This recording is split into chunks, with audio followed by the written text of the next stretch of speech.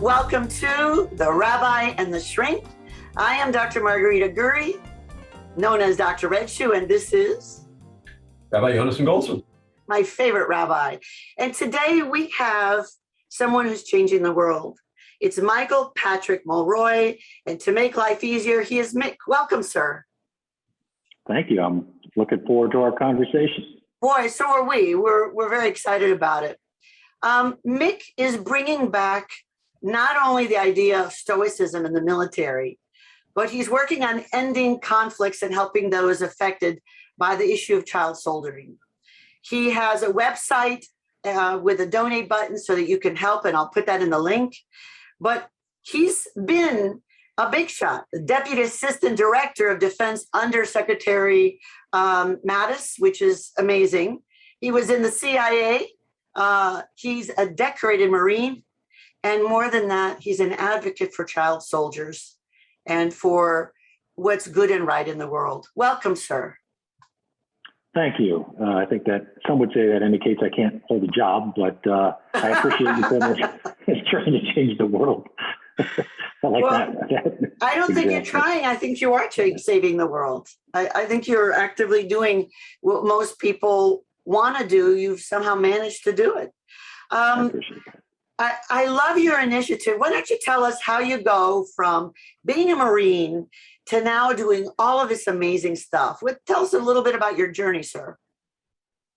So I enlisted in the Marine Corps close to right out of high school, and then really liked it. It appealed to me for several reasons. Then I became an officer, and then I was recruited into the CIA, right? So didn't know anything about it until it happened. And then right during training, 9/11 happened. It was obviously an emotional thing for all Americans. But I was at the training site at the farm when it happened. So we watched the buildings come down together. And quite frankly, it was really something that we all accepted as a massive intelligence failure. So for somebody who was in the CIA at the time, it was on us to make right. And so I spent my whole career, I was what's called a paramilitary operations officer, which is a long term for basically the special operations side of the CIA. And so I spent almost all my career in conflicts, Iraq, Afghanistan, Yemen, Somalia, Libya, places like that. So, through that, obviously our job there was more of a combatant, not one trying to end it. But me, as well as my partner, Eric Ulrich, who was a Navy SEAL, when we got out, we wanted to do things that led more toward the ending of these endless conflicts and getting at the root of the issue, which is many times is poverty. And so that's what we wanted to focus on. So we worked for ABC News, we worked for several think tanks, and that's what we do. And then part of that is the issue of child soldiers, which you've already mentioned, because we became intimately familiar with the plight of these children, having served in so many of these places. And we did a documentary on one and really became close with them. So that's an issue that I hope we can talk about today, because it's one of those issues that I think everybody wants to get behind, but there isn't a lot out there. And so we can talk about that more. So we'll start off with our in our viewers, we have Malcolm who's saying thank you for your service. And I know all of our viewers thank you for your service, sir. Thank you. Thanks for saying that. I appreciate that. Yeah. And so the documentary, for anyone who wants to know, I'll put the name in the chat. It's called, I just erased it. My Star in the Sky. Yes. I'm just trying to put the link on here. There. Right. Whoops. I put the wrong link. I'll get it right. But I think that now you have somebody, Mark Sullivan, who's making it into a book. So please tell us, what do we need to know about ending conflict and keeping our children safe? What do we need to know? So the first part of ending conflict, I did reference this. I mean, in many of these places, there is zero economic opportunity, zero. And so the young men in particular, when they have zero economic opportunity and a way ahead, often join extremist groups, to be quite frank. And that's in every culture and every religion and every society we've ever had on on the earth. So it's not unique to them. So one of the things is we're going to have to try to change the situation on the ground in places like Yemen and Syria. So, I mean, I know that's a pretty lofty goal, but it's a goal that we all should have. On the issue of child soldiers, it has, I think, the last paper we did, we cited the United Nations. The issue has doubled in the Middle East in 1 year. So in 2019, the number of children being forced to be soldiers doubled. Worldwide, there's about 100,000 kids that are currently under arms. That's horrible. Right. I mean, warfare is bad enough, but if adults are going to start them, adults should fight them, is what I say. And these kids essentially either have no option, and they go there to try to raise money for their family, or they're actually abducted. And the documentary we did was about kids that were actually abducted. They had no choice. And the Lord's Resistance Army, which is the army that we did the documentary on, they became infamous because almost their entire army was made up of children. Oftentimes there's children in an army, but they don't compose almost the entirety of the army. So the Lord's Resistance Army was one that was infamous for that fact. That's just terrible. So then the journey go ahead. I'm sorry, Rabbi. Thank you. One of the ideas that I've given a lot of thought to over the years is, when it comes to conflict, very few people wake up in the morning thinking, I'm going to be evil today. Most of us rationalize all of our decisions. And when you see people in conflict, no matter how brutal it looks, no matter how one-sided it looks, each party probably has some justification for why what I'm doing is okay. And when it comes to this sort of abduction and child soldiers, it's awfully hard to get inside the head of the people who are perpetrating this, to understand how can they rationalize this? How can they live with themselves? Is that something that you've approached, you've addressed, or you've witnessed to any degree? An answer to that question? Absolutely. And it's one of the reasons why, the global war on terror, or whatever we're calling it today, is so difficult to actually win, right? Because it's an ideology. It's a philosophy, albeit warped, albeit one that was essentially made up. Every group like this has to have some kind of ideology to justify their actions, even if they're unjustifiable, right? So they've created an alternate, in the case of Islamic terrorism, they create an alternate of Islam. It's not Islam, it's a warped version. And then they essentially tell their followers they have to follow them because it's a higher reason, right? When it comes to kids, that's adults. And again, this isn't specific to any one religion. We've seen extremist groups in every religion and a religious. But when it comes to kids, one of the reasons why they're so used is kids have a natural tendency to do what adults tell them, right? Most adults will argue with other adults. Most adults will have differing opinions. Kids in general, if you tell them this is what they're going to do, they do it. And that's one of the, so hard to get them back out of these type of groups, whether it's like the group I already mentioned, where they use this mystical kind of way to tell the kids that they had to do it because their ancestors were talking to them.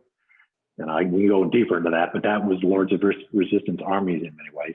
Or like the Cubs of the Caliphate in Syria, where these ISIS orphans are now becoming the next generations of fighters because their mothers and their uncles and all the other adults in their family are telling them it's essentially their lineage and they have to avenge their parents.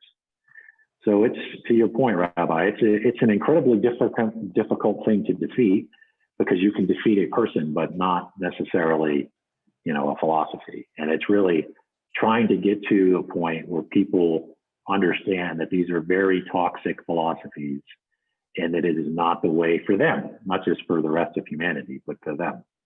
Part of it's also, becoming more tribal in nature, I think, is a problem, where it's not about right or wrong. It's about whether my tribe is more successful than your tribe. And I think that is another issue that we're dealing with, not only in the places I mentioned, but also right here at home, right? So in the United States. Yeah, I mean, as our politics have become more like that. I mean, we have a word, identity politics, but even just, Republicans, Democrats. I think if we would go back and examine what they actually believed in when they started those parties, what liberal and conservative meant when those terms were developed, there wouldn't be this kind of acrimony. But as you say, it's become ideological, it's become tribal, and it's very hard to see a way out once you get to that point. And I agree. And you have come up with a wonderful, comprehensive approach. Please start with the Stoicism and the value ethics and what you're doing to try and make a huge difference so that we can help you. Yeah, so when it comes to Stoicism, I was essentially, I was raised a Stoic. It's kind of odd. Some people are Presbyterian. I was a Stoic, which got a little odd looks when I grew up in a rural part of the South.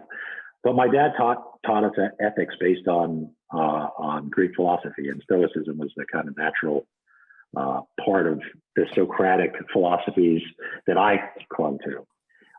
Stoicism, for those who don't know it, is what we believe is a direct descendant of Socrates' view of the world. It preaches things like, not preaches, that's a bad, it's not a religion. It holds the principles to be wisdom, courage, moderation, which is not often talked about quite a bit, and justice. Those are the 4 principles. And it really focuses on your virtue, your own soul, if you will, more important than any material good that you could ever possess. And it really de-emphasizes the material.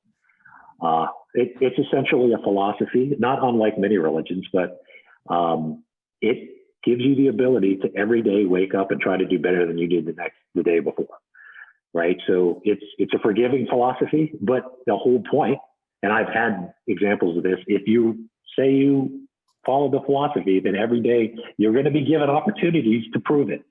And if you don't, then you have to answer to yourself. And that's another part of Stoicism. It's what they call journalism, but it's basically being honest to yourself. And Marcus Aurelius is probably the most famous journalist, Stoic ever, in Meditations, if you ever want to read a good Stoic piece of literature. But anyway, so to your point, Doc, I am an amateur. I'm not a PhD or anything, but I became involved in a movement to get the U.S. military to use Stoicism essentially as their virtue ethic backbone. It's a natural fit. It's a natural fit for military people. It's not a military philosophy, but it just happens to be closely associated. So myself, Donald Robertson, I would say Lieutenant General McMaster just did a Georgetown professor who was phenomenal, and I'll come back to her name, just did a conference on the issue. Nancy Sherman. She's probably the most important Luther I just met. She's taught at the Naval Academy. She's really done a lot of work in the area of integrating Stoicism into the military. So Nancy Sherman, myself, and Donald Robertson, General McMaster, just did a conference really pushing it. I think it's an open door, quite frankly, and most people in the military is like, yeah, it sounds like a great idea. So we just have to try to get it formalized. I just put her book. She has a book called Stoic Wisdom, Ancient Lessons for Modern Resilience. And I put that in the chat to support what Mick was saying. That is awesome. I mean, what got you started on this mission? I mean, I know you don't call it a mission, but it seems like a mission to me. It's an awesome mission. What got you started on this?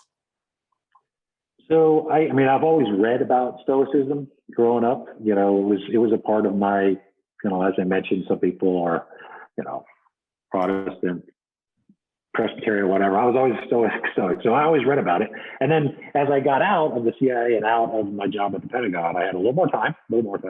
So I read more about it. And then I just got involved, and people asked me to write papers on it. And I wrote I think the first paper was about the need to get back to teaching ethics in school. I think the rabbi might have something to say about that. Because, we don't do that often anymore, where we really make one of the pillars of our educational system about ethics, not just about science and technology and math, which are all important. But I think the paper was spurred by, there was a statistical study on the fact that Americans just don't consider this an ethical country anymore.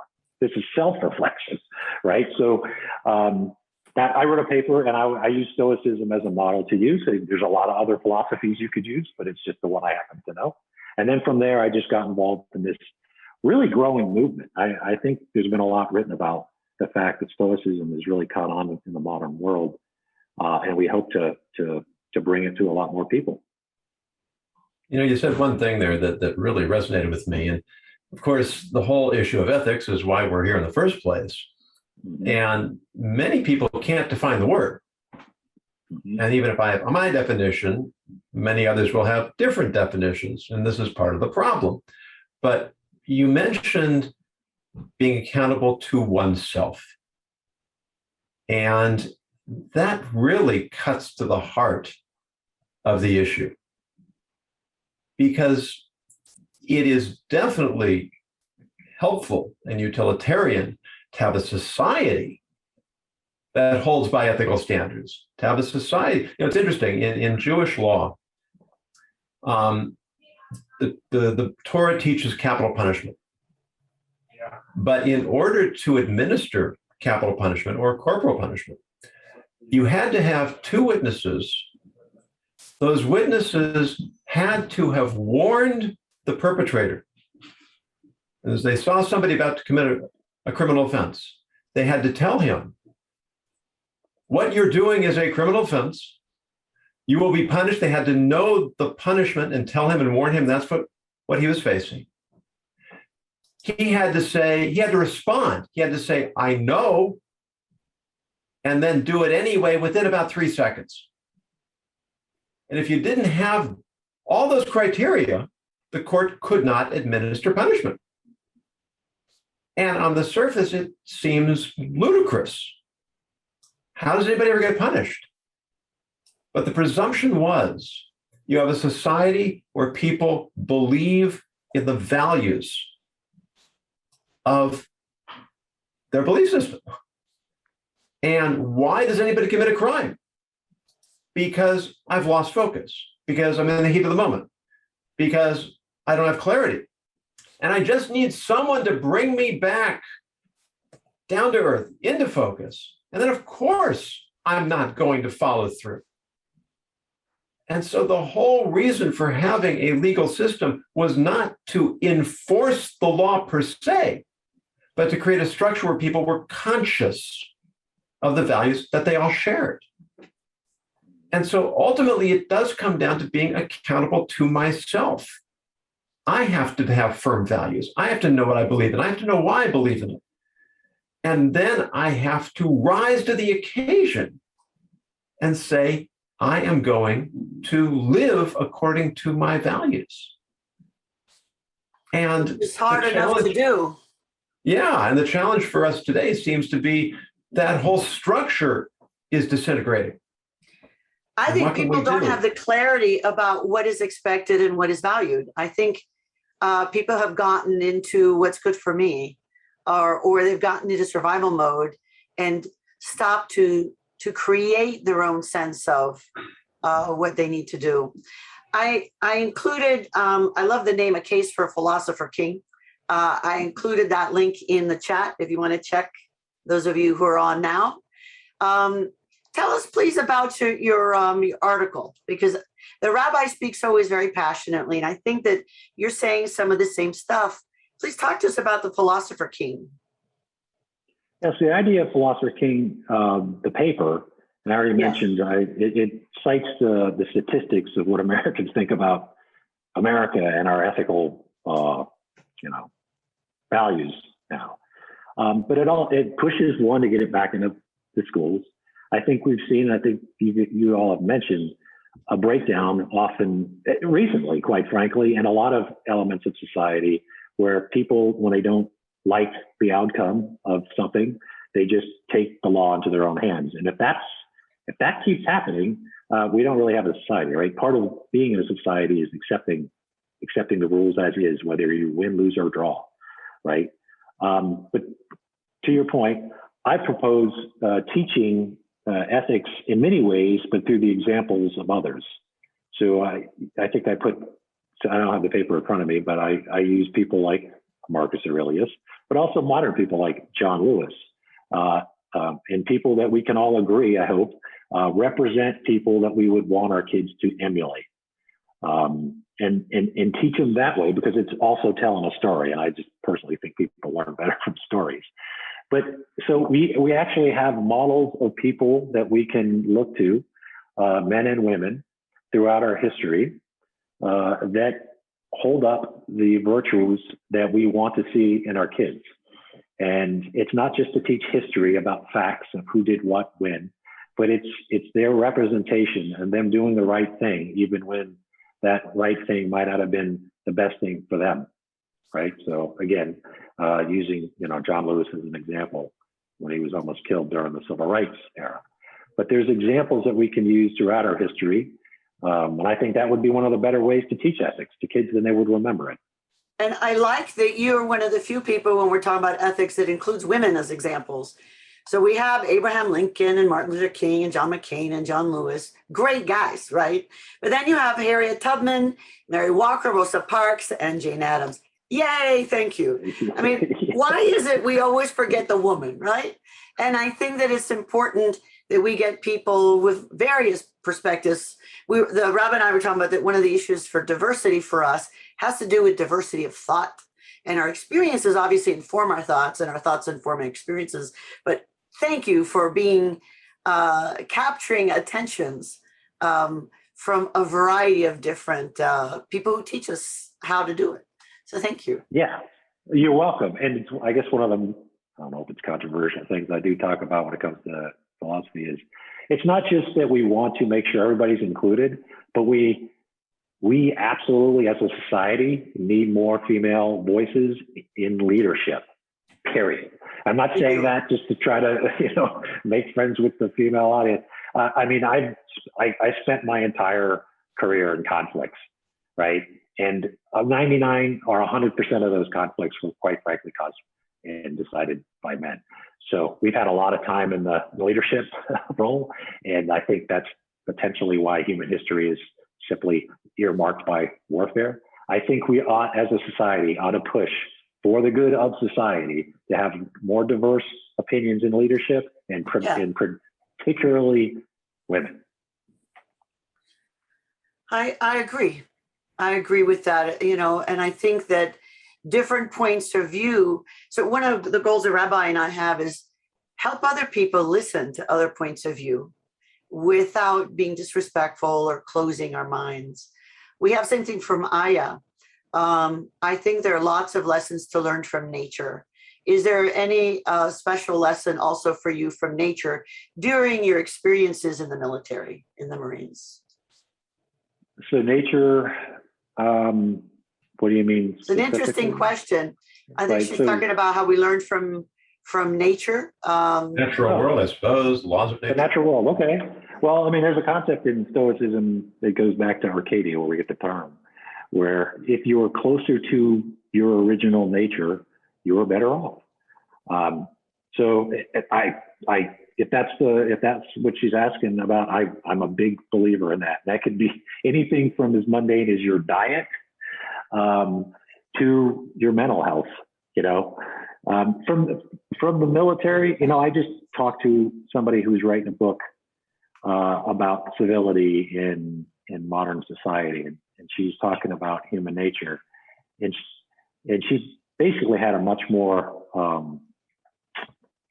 positive view of human nature than I did. So I know this isn't exactly the point of the question, but human nature is both really good and really bad.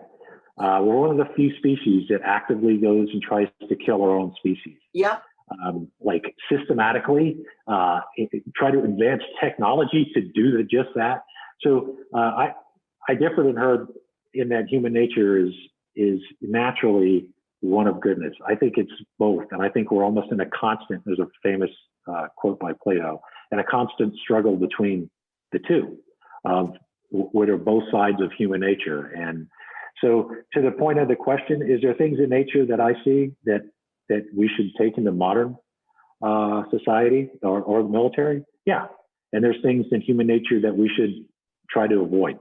And I think that is this what seems the desire to be tribal and try to take from others. One of my favorite teachings of the sages is that at the end of our lives, every one of us will be shown what we call the evil inclination, our predisposition or our natural predilection towards evil. And a righteous person will be shown his, and he will see a mountain. And he'll wonder, how did I ever scale that mountain? And a wicked person will be shown a little smudge on the ground. And he'll ask himself, how was I not able to get past that? Right. And it seems so counterintuitive, but what it's telling us is that what makes a person righteous is that when the nature to do evil pushes us, we push back. When we push back, we get stronger. When we get stronger, the nature to do evil has to get stronger in order to preserve free will. And so the righteous person over a lifetime, with every conflict, every decision point, gets stronger and stronger and stronger, and never notices developing into a person of tremendous righteousness. Whereas the person who's evil, when the inclination to do evil pushes, he topples over. And so it doesn't have to get stronger. And he just keeps losing the same battle over and over again. And over a lifetime, he just stays right where he is. And if we would simply summon the resolve, not necessarily to conquer evil, but just to struggle with it, then naturally we would become stronger and our capacity for good would increase. Yeah, I totally agree. And you know, for me, it's not, so the person who naturally wants to do good, I think that's a good thing. But the person who, you know, is more like the average person who has inclinations to do good or bad, but chooses to do good, they're in many ways more impressive, right? Yes. Because they are fighting against that desire to do. And then every day they do the right thing instead of the wrong thing. I think they do get stronger. And that's what you are. At the end of the day, you are your actions. So you know, there's a famous, you know, be who you desire to be, right? So you claim that you want to be this person, you need to be this person. And, you know, I whether it's a little thing or a big thing, I can tell you, the other day we were driving out to the mountain around here to go hiking with my wife, and there was a guy, obviously handicapped, walking down the road, going the other direction. And, you know, I drove past him, I kind of justified he's going the other direction. And then, you know, I was like, you know what? I'm about to do a podcast on ethics. I had to turn around. I mean, I literally had to turn around, you know, and quite frankly, you know, we had a certain amount of time to hike and a certain amount of time. I didn't know where the guy was going to end up wanting to go, but, you know, and it's a small thing, you know, it's no gold star moment just to turn around. Well, but you did good, and doing good, it doesn't matter how big it is. Yeah. I turned around. I drove all the way back. I didn't want to ride. Just the opposite. The point is, you know, you have to hold yourself accountable, and that's a small thing. But even big things, you're gonna be in a situation in life, and I tell this to a lot of my kids and godkids, where you're gonna have a choice to do the right thing or the wrong thing, and no matter what the benefit is, the only thing that will matter to you at the end is whether you did the right thing. Period. Absolutely. So how do we teach? Oh, go ahead, Rabbi. You pick the allegory you choose. The beach is made up of countless grains of sand, and the sea is made up of countless drops of water, and the forest is made up of countless tiny leaves. Life is made up of countless small moments. And every time I have a choice to make. Never say it's too small. Never say it's just not important, because those little moments add up. and transform us into the people that we choose to be. Absolutely. Absolutely. So, in terms of the practical world, let's say I have a business, I have a family, I have a community, and I want to be better and I want to embrace Stoicism and value ethics. Please give us some starts. Where do we start with what we think, feel, and do? So the first thing I would say, because Stoicism, if you just like the word stoic, you think, oh, like this person who doesn't have a lot of emotion, in the negative sense. Well, it's not that. So Stoicism, it really pushes to take life as you get it, and not to bow down. And if you get knocked down, which you will, you'll stand back up. So that's what they mean by that. That's the term stoic. It's not emotionalist. So if you're an emotional person, don't think, well, I can't be a stoic. The other thing is it's generally tied to the military because it was the philosophy of the Roman Empire for so long. It is not a military philosophy. The biggest adherents, the pinnacles of Stoicism run from a Roman emperor to a slave. Epictetus was a slave. In fact, his name meant slave. And he is held up in highest regard as the Roman Empire of Aurelius, right? Emperor of Aurelius. So don't look at any of those things as reasons not to do it, not to become involved, not to read about it. There's a lot. Modern Stoicism is a group that does a lot of work on it. But I would start with some of the core principles of reading about Zeno. And I don't want to wax too long on this, but Zeno is a good way that Stoicism started, just to shorten the story. He was a very rich person back in ancient Greece who had all of his belongings on several ships, and he was sailing to his new mansion, and they sunk. So they didn't have insurance back then. So you went from really rich guy to guy with a cloak on his back. And he swam to shore, and he, instead of going up to the first, restaurant, if you will, he just happened to walk into a bookstore. And the person was talking about Socrates. And he became enamored. Even though he just lost everything he owned, he became enamored with the person talking about Socrates. And he asked the person who was talking, where do I find such men? And the guy, he thought pointed at him, but he was actually pointing over his shoulder. And it was one of Socrates' students. And so Zeno then walked with one of the Socrates students.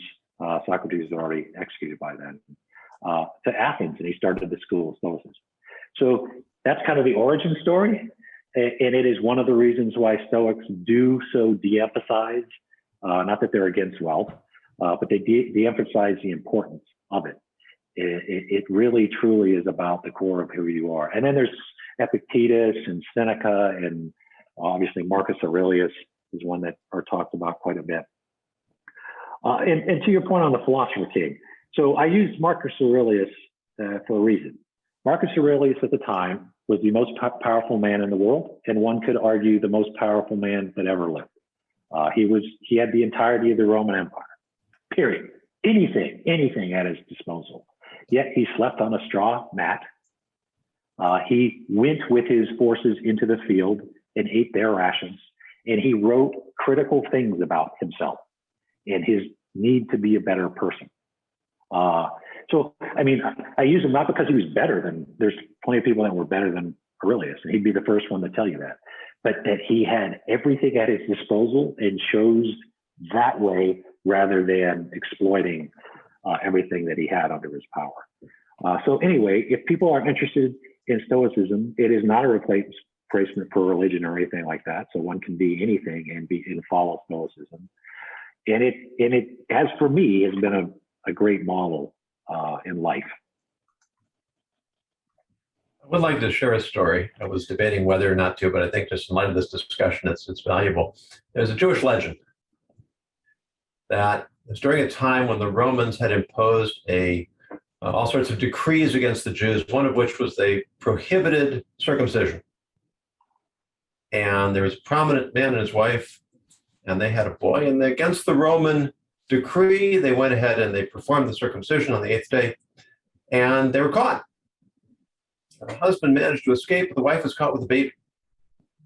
And so the arresting soldier accompanied this woman with her newborn baby to Rome.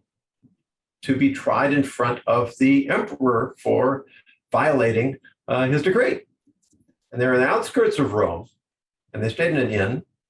All Jewish stories seem to happen in inns. And there's a Roman noblewoman there with a newborn baby boy. And so, of course, some things are universal. They start comparing babies. And the noblewoman says, "You came all the way from the land of Israel a week after giving birth? What would prompt you to do such a thing?" She said, "Well, I didn't have a choice. I'm going to be standing in front of the Roman emperor tomorrow on trial." "Well, why?" She explains, "Well, it's ridiculous." And then the Roman noblewoman said, "Here, let's trade babies. You'll take my baby in front of the Roman emperor, and he'll see that there's no circumcision, and he'll let you off." And that's what happened. She went in front of the Roman emperor and said, "Do you violate my decree?" And the woman said, "See for yourself. If he wasn't circumcised, he let her go free." Came back.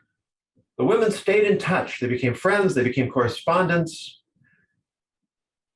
The Roman noblewoman's baby grew up to be Marcus Aurelius.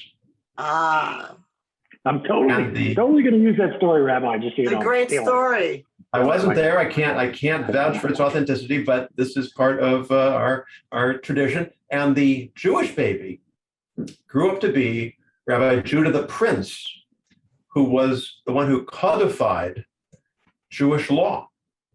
Wow. And our history records that they were correspondents, but they actually became friends. Talk about synchronicity. Wow. They were the two wealthiest men in the world. Wow. Right. And the two most influential men of their generation. Wow. That's a great story. That's a great story. Amazing. Well, certainly people can be very kind and resourceful. I do believe at heart most people want to do good. And it sounds like, Mick, you believe that at your core. Maybe you're not naive about it, but you believe that. So what are the next steps, sir? Let's talk about next steps, and then we'll do the word of the day. What are the next steps for you, for us? What needs doing? So on the Stoicism, I think the next step for the group, and I don't speak for it's a collective of people that are all interested in this, is to try to get this in the military, our military, U.S. military, as something that is a living, breathing part of being a soldier, sailor, airman, or Marine like I was. And that's only going to come with the adaptation of the Stoic principles. We all have ethics in some form or another in the military, but we think this ties us to our own history. So it's not like we just made it up last week and gave it a cool acronym. This is something that is part of Western civilization. It started at the same time democracy started, right? So it's really embedded.